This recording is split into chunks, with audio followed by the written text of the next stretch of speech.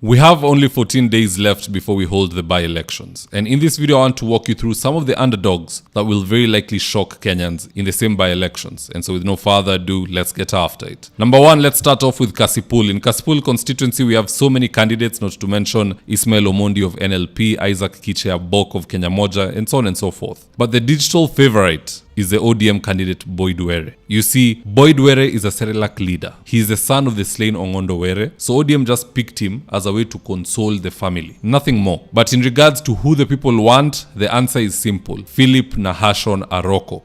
This gentleman right here on your screen.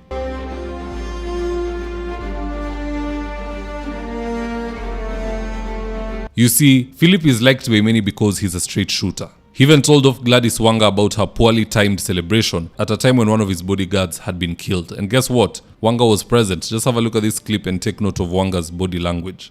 Nominations of the party. We are not going to have appointment in this constituency. Maybe it will happen somewhere else, but not in Kasipul.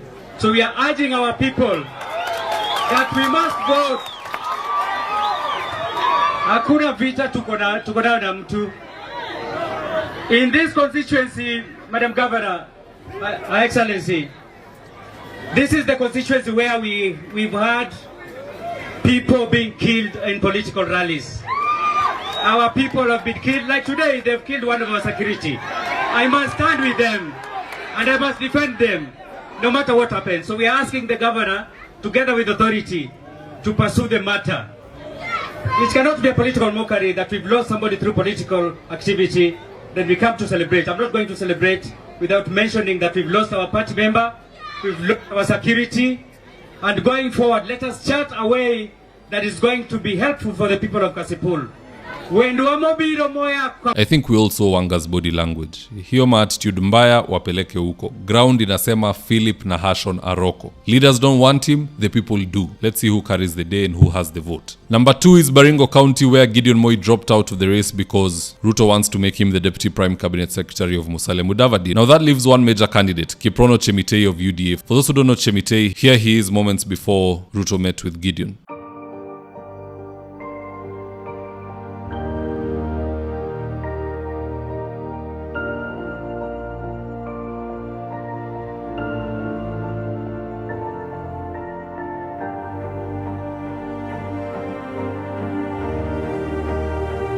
Now this is where hesabu ya rais imegonga mwamba. He thinks Chemitei will pass elections, but the Gideon Moi supporters have said enough is enough. If they can't get Gideon, then they are going to support and vote for Samuel Letasio, a 25-year-old independent Gen Z. In fact, here he is receiving his IEBC clearance certificate.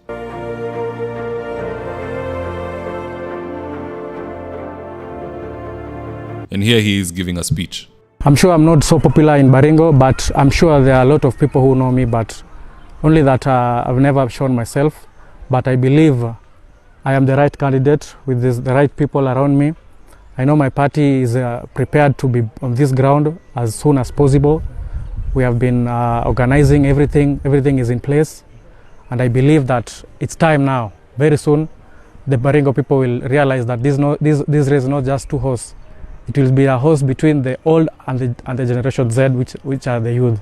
The youth of this county are ready to make a change. I believe Ruto might just be shocked in Baringo County, because if you deny them their candidate, who they love so much, then they will self-impose a candidate. Hii mambo ya Chemitei sijui, sidhani itaenda hivyo vile rais anafikiria. Number 3, we have Magarini constituency, where another 25-year-old Gen Z called Amos Katana is on the ballot. In fact, here's his poster.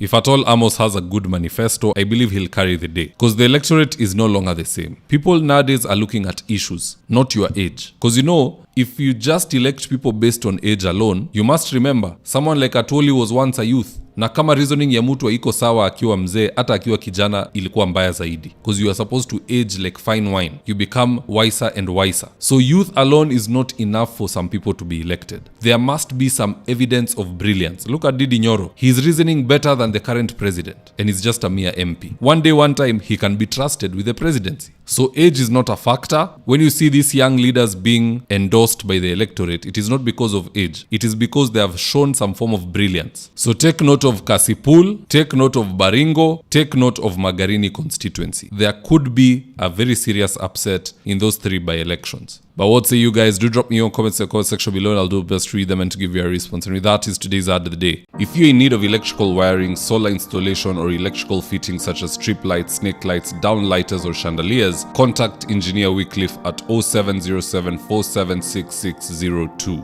and he'll get your house dapped up.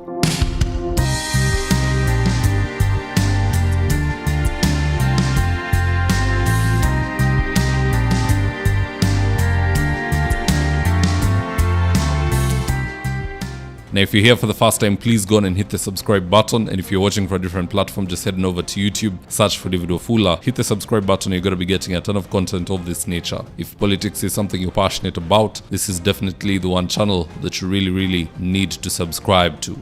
All right, guys, adios.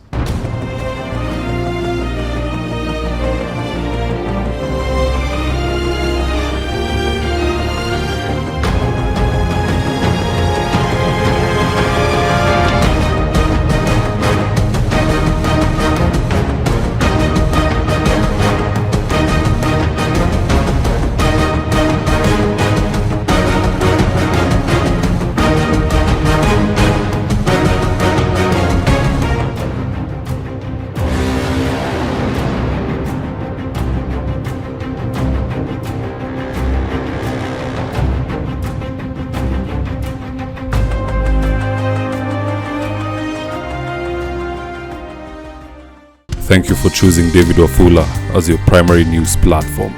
We put countless hours in research, recording, and editing. By showing up each and every day to watch our videos, you encourage us to generate more videos for the viewers. We are on a mission to inform, educate, and build a better tomorrow. To our thousands of followers in a world full of presidents, kings, and queens, you are the real gem. Adios.